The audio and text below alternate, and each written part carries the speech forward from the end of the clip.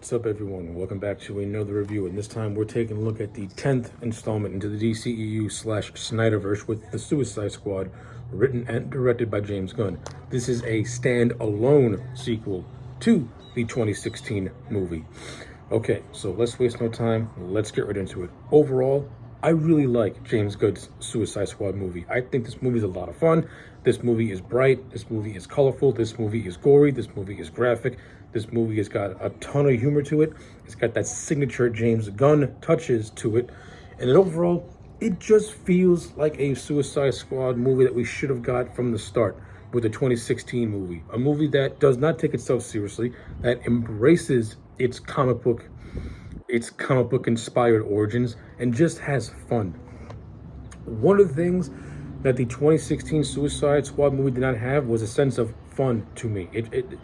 And again, that's not a knock on David Ayer, because he went to make a different movie and the studio chopped up his vision and stitched together with another vision, and you got a mess. This movie feels very complete. This movie has a beginning, it has a middle, it has an end, it has a structure. Something the other Suicide Squad movie didn't have was structure. This movie has structure. This movie utilizes its characters to its advantage. Now, is this movie all perfect? No, it does have things that I didn't really care for. It handles certain characters that I would have done different things with. But as an overall package, like I said, I thoroughly enjoy this movie. This movie is a lot of fun. So let me get my positives out of the way first. The cast. The cast in this movie is really, really good. My two highlights. I'm going to get my highlights out of the way. I don't want to waste it. Idris Elba and John Cena as Bloodsport and Peacemaker. These two are awesome in this movie. I like Idris Elba as an actor. The character of Bloodsport I never heard of until I saw this movie. The reason why he's in jail was because he shot Superman with a kryptonite bullet. You know, that's the little connective tissue to the greater DC universe. If I do have anything with Bloodsport's character, is that, yeah, his character was really meant to be Deadshot, and you can tell because, you know, he, like Deadshot, he has a daughter. But James Gunn tried to make it slightly different enough where it was a different character. And to give a comparison, in the first Suicide Squad movie, Deadshot has a relatively close relationship with his daughter, where he's trying to be active in her life and trying to be a good dad. In this character, Bloodsport, he has a very fractured relationship with his daughter, almost to the point where he just doesn't really want to have anything to do with her, and vice versa with her. But deep down, we know that's not true, because when Amanda Waller pretty much uses Bloodsport's daughter as leverage to get him to join the squad, he nearly kills her. So James Gunn tries to create this thing where Bloodsport doesn't want to accept the fact that he's a father, but that instinct, you know, comes out of him in a way. So it's different from how Will Smith's portrayal to Will Smith's character. They're similar in a lot of ways, and there's just some differences in a lot of ways. Like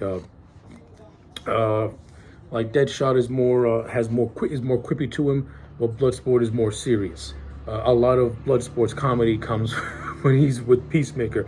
I gotta say this, John Cena, he was a scene stealer in this movie as Peacemaker. I love this whole thing of a douchebag Captain America. Like, Peacemaker will do anything for liberty. Like, he will kill men, women, and children for liberty. He would walk into a forest and eat a bag of dicks if it means liberty. Like, the character of Peacemaker, his sense of liberty, his sense of justice and doing the right thing is so warped and so ridiculous that it comes into conflict with Bloodsport, especially since they're both of the same ilk. You know, they come from fathers who pretty much abused them to become killing machines. And there's a constant one-upsmanship between the two of them. And the best scene that best showcases this is when they go into this compound and they take turns killing people and showing off their weapons and gadgets. It's a hilarious scene, and Cena and Elba have really good on-screen chemistry with one another. I can get a team-up movie with just Cena and Peacemaker, Peacemaker and Bloodsport, one-upping each other on missions, and I'll get so much entertainment out of it, because I thought Elba and Cena stole the show in this movie, to me at least. So yeah, I don't really have a whole lot of bad to say with those two. I liked it. And I also like what they do with Peacemaker at the end of the movie. Though I'm not a big fan of killing off two specific characters, I understand why James Gunn did it. Moving on to the rest of the squad. Margot Robbie, she once again returns as Harley Quinn. This, to me, is the best utilization of Harley Quinn. Harley Quinn always worked best, to me, as a supporting character. When you put her as the lead, she has the danger of being extremely grating, and her shtick gets really old really quick. When you put her as a supporting character, you have a chance to let her just be. She's not as grating because she ain't the focus. And she'll end up having some decent moments here and there. Like in this movie, Harley Quinn had a lot of fun moments. You know, the whole subplot of her being courted by this Colto Maltese madman was actually funny in a lot of areas. And then when he makes a reference to killing off children, she was like, no, red flag, bang. You know, that stuff was funny. You know, when Harley Quinn's doing her thing and getting into her fight scenes, she holds it very well. Margot Robbie is really good as Harley Quinn. The problem with Harley Quinn is that she just doesn't work as a lead character. She always needs an anchor. Without an anchor, like I said, she could become really, really grating. And don't bring up the Harley Quinn TV show, the animated show. I've never seen it, so I can't comment on it. I'm just going based off the movies that I've seen that feature her in it. I tend to like the movies that she's in where she's a supporting character and not where she's the focal point character. So yeah, James Gunn did a good job at bringing me around to Harley Quinn again by making her a supporting character, letting her do her shtick, but not letting her shtick encompass the entire movie. So no complaints with that. I like it. Joel Kinnaman once again returns as Rick Flag, and I like Joel Kinnaman in this movie. Joel Kinnaman had a chance to show off more charisma, more range. He had a chance not to be so stoic like it was in that first movie. I like the bantering he has with Quinn. I like the bantering he has with Peacemaker and Bloodsport. I really like the fight scene between Flag and Peacemaker when it's revealed that Peacemaker was pretty much doing a separate mission for Waller, which is to cover up America's involvement in a scientific project that has something to do with an extraterrestrial being. I like the fight scene that enables, and I like that you have like these different conflicts. You know, Peacemaker, he's trying to preserve the American government, while Joel Kinnaman, Rick Flag in this movie is more along the lines of Captain America, where he fights for what he believes in. He's not fighting for what others believe in. So, and I like the fights, and I like that contrast between Peacemaker and Flag, and I like the fight scene that happens between the two. And this is cool visual where you see the reflection of some of the fight through Peacemaker's helmet, which I thought was a really cool shot in the movie. And Peacemaker kills Rick Flag. Now, I'm not really for the killing of Rick Flag. I understand it. I had not seen the Peacemaker show, so I don't know how Peacemaker handles it. I hope in the show that they do address it, and Peacemaker being forced to kill Flag, because you can tell that when he killed Flag, he did not want to do it, because you can tell that Peacemaker has a lot of respect for Rick Flag and considers him a man of honor and dignity. So I hope the TV show reflects upon that, and Peacemaker tries to atone for something like that to make him a better person in a way. Not a complete 180, but make him understand the error of his ways in a sense. I like how this thing sets it up for that by the way Cena reacts to the killing of Rick Flag and the aftermath of it. So I don't know. We'll see. Like I said, I've never seen the Peacemaker show, so I don't know. That's just my theory on how that plays out.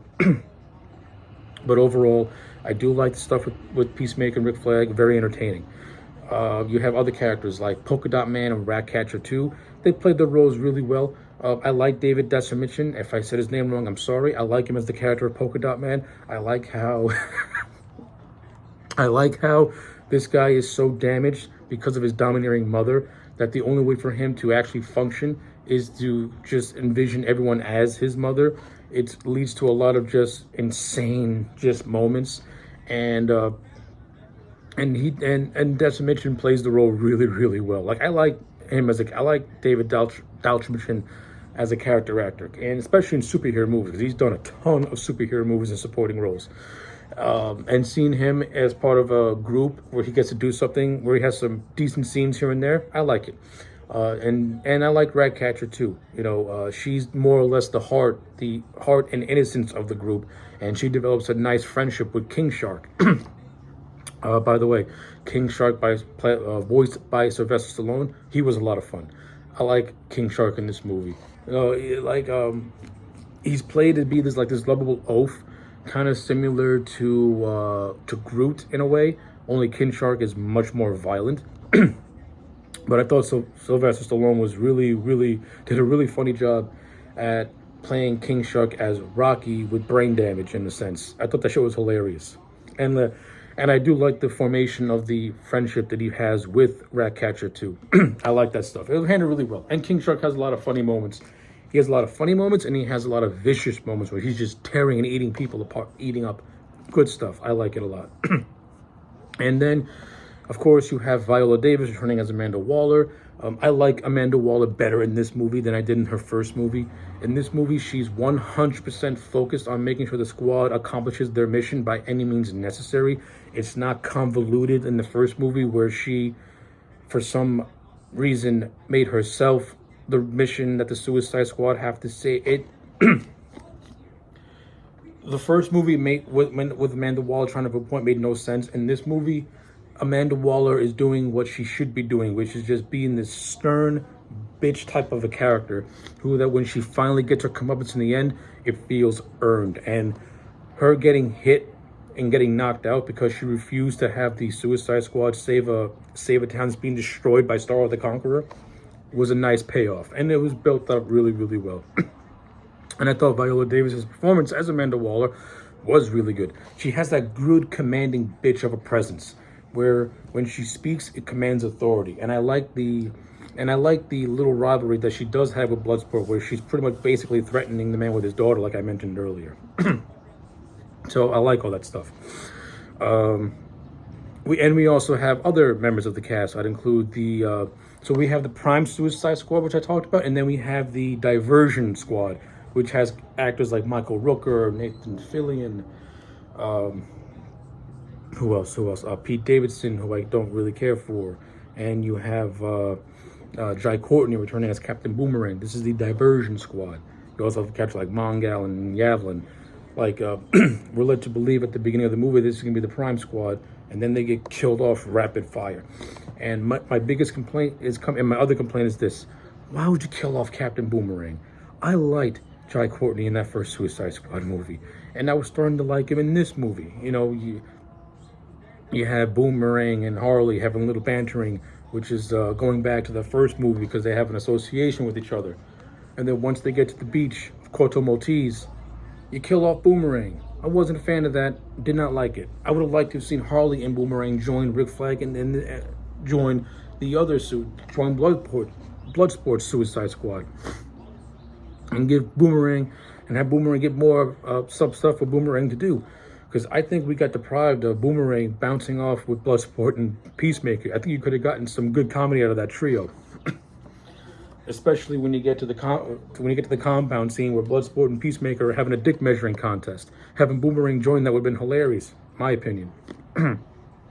So yeah, wasn't a fan of that.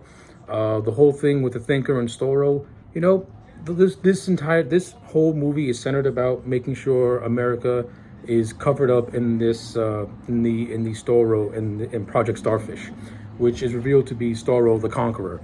And once Starro the Conqueror gets released, he goes on a rampage throughout Corto Maltese, and this is what brings the squad together to save the town. You know what? The final battle, it was fine.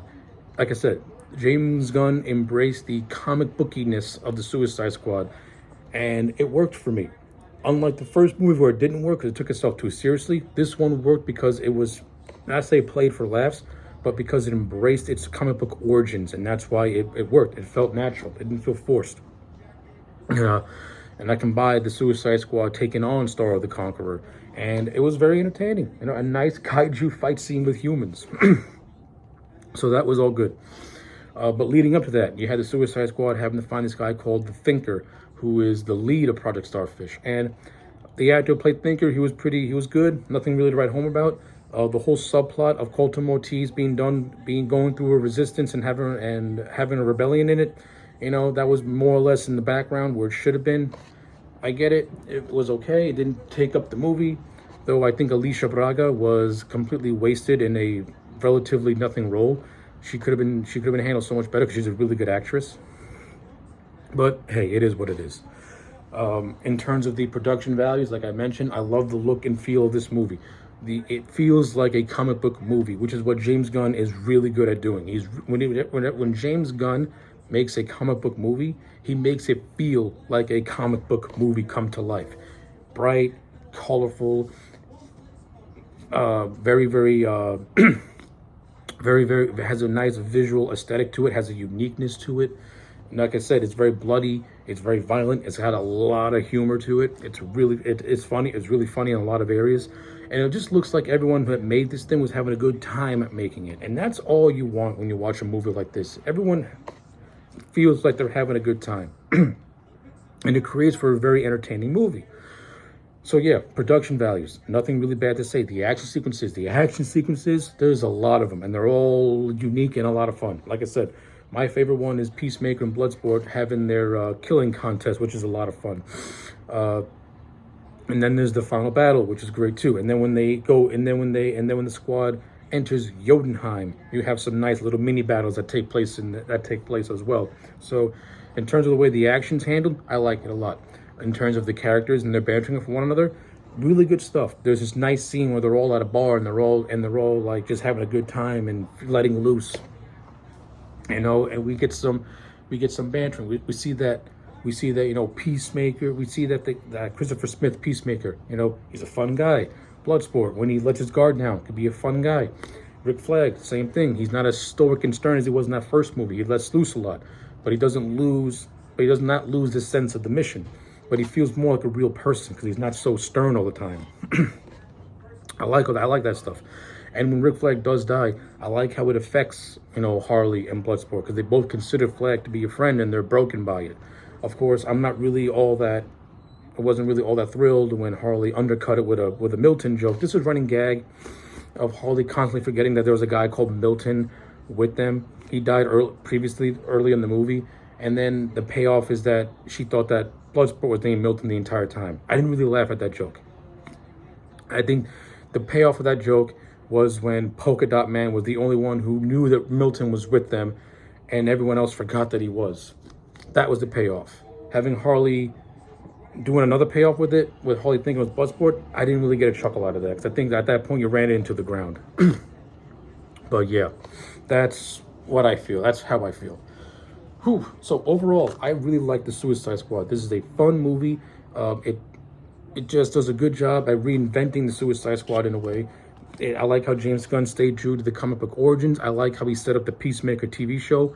Like, we were led to believe that Peacemaker, the way he was able to write out Peacemaker for the rest of the movie was done in a fair way. He and Bloodsport have like a shooting contest, and the small bullet rips through Peacemaker's bullet, shoots him right in the neck.